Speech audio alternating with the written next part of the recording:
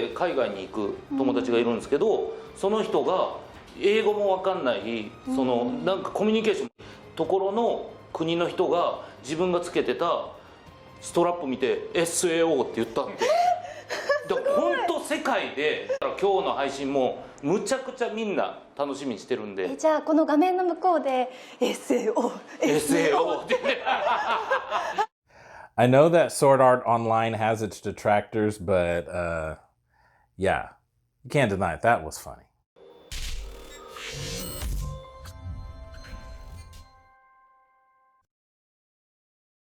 Welcome back to the channel, everyone. I am Ryofu, and you are watching The Gaming Harbinger. Today will be a very, very short video, but important video. If you didn't recognize that clip at all, that is taken from the Aniplex Online Fest. And unfortunately, it's already passed, and I believe they took down the clips off of YouTube. I think this was done on the 12th. However, I'm not here to really talk about that per se.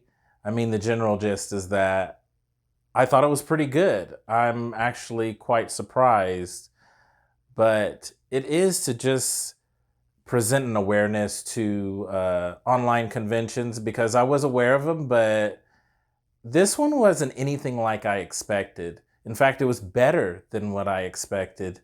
So I thought we were going to get something equivalent to like what Microsoft did or what Sony did, where they would have some guests, maybe a voice actor or some directors. They talk a little bit, show a trailer. Talk a little bit, show a trailer.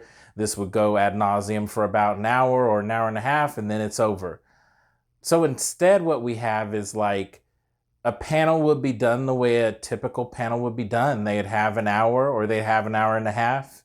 And then those people that run the panel, they do their thing, and then it's over. But everyone still had their time, and you could check them out if you're interested, or not, just bypass them.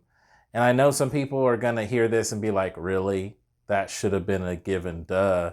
But I just wasn't expecting this. I thought they were going to just try to cram and pack everything into like an hour, hour and a half event and try to have some cool stuff, have some little side commentary from voice actors. But this was actually like a convention, you know?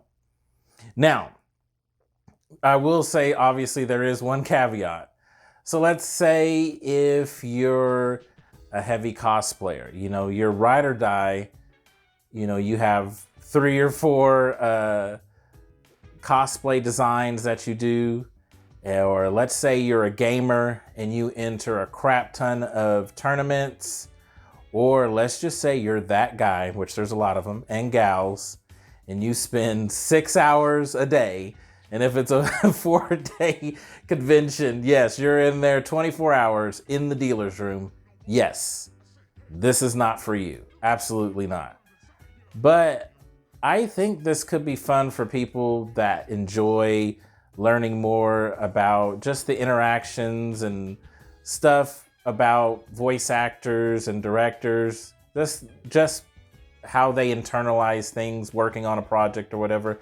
I always found stuff like this really interesting, because you could also hear from the voice actor, this was, you know, very challenging, or this was natural, or I related to this character, or I didn't relate to this character. So with that in mind, cool stuff. I really enjoyed it. Along with Aniplex Online Fest, Funimation Con 2020, and Anime Expo Light have also passed. I haven't ever been to Anime Expo, so I can't really speak on how Anime Expo Light is. I don't know if you had to have the badge or anything, or purchase the badge. So I have no idea how that went. I did hear about Funimation having some issues, because this was actually done on their website and you had to register, which I kind of get that. So, but I heard that there were some issues, but outside of that, since I didn't register for it, I was unable to see that. However, now that I've seen the Aniplex one, I'm very curious to see more of these. So with that being said, so if you take a gander here, you can see on Crunchyroll.com, and these are specifically anime conventions for the time being, but I would highly encourage you to look up non-anime stuff on their websites. But for these, I found these on crunchyroll.com. Link is in the description. But the first 5 you see here have already passed. But there are several after this that you can still check out that haven't happened yet. The caveat, of course, would be that these are all different entities. So what I mean by that is it could be done like Aniplex, where there's some place that's providing the stream and maybe possibly they'll upload clips later. But it could also be done like Funimation, where you have to utilize their website. Or it could also be restricted by you purchasing the badge or whatever. They all might have various different restrictions or rules that they have in place. And that's something you're going to have to do your own detective work to find out what it is. I also want to say that even the ones, because there's hundreds of conventions all across the world that are obviously not on this list. And what I would recommend to you, especially even non-anime conventions, is to just look on the website, keep a lookout for it. You might be surprised. They might decide, you know what, let's run an online convention. And it's just something to consider. This pandemic is probably going to go well into 2021. And it's very possible that conventions that were canceled this year will be canceled next year. It's just something to think about.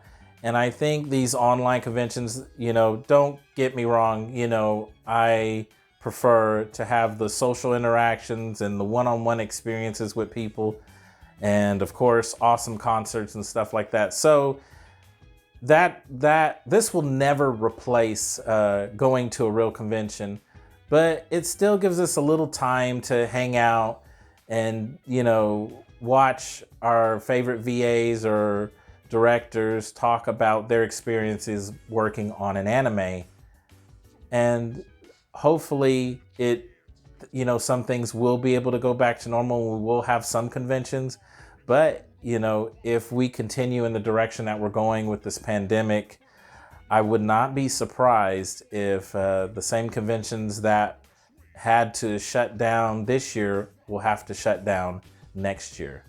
Well, guys, that's going to do it for me. Please leave a like if you enjoyed this video. Give it a thumbs up. I would greatly appreciate that. Also, consider joining this team.